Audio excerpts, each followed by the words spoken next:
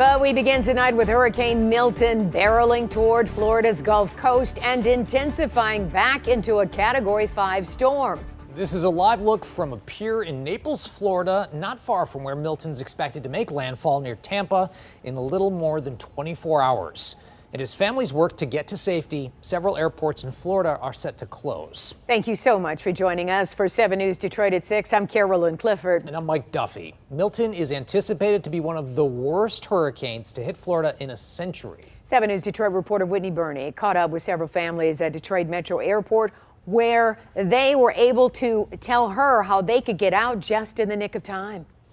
This afternoon, several flights are coming into DTW from Florida as families begin those evacuation processes. You can see there's a flight from Fort Lauderdale, one from Fort Myers. There's even a flight from Tampa that had to be canceled before Hurricane Milton makes landfall. As panic begins to settle in down south. Once we tried to look for flights, even on Sunday night, and they were starting to fill up, I started to get pretty nervous that we weren't going to be able to get back home and would have to ride out the storm in Orlando. Families are shipping out as fast as they can. Were you a little bit scared to hear such a big storm was about to touch down where you were? Yes, very scared.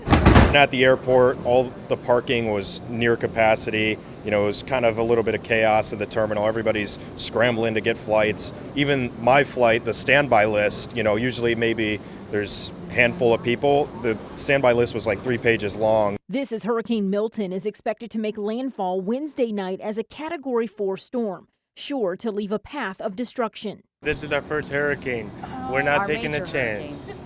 We are not taking a chance. We're just going to come down here, visit family, and send our prayers back because I hope everybody's okay. Mike Ishmael and his family just moved from Plymouth down to the Sarasota area 6 months ago. We're new, so I was reading a lot of comments on Facebook and just about moms saying how during Hurricane Ian, like the roars in the house are very scary, and imagine being in the dark. And while some families fortunate to evacuate, others forced to hunker down and ride things out. It's devastating. I don't know what to do. I don't know what to say besides to keep faith in the good Lord above. Audra Taylor says she'll be watching the storm closely from New Boston as her husband, traveling for work, tries to evacuate Georgia, and her grandparents remain stuck in the Sebring, Florida area, about an hour and a half from Sarasota. I'm very close with my granny, and especially my grandpa too. I call them every day.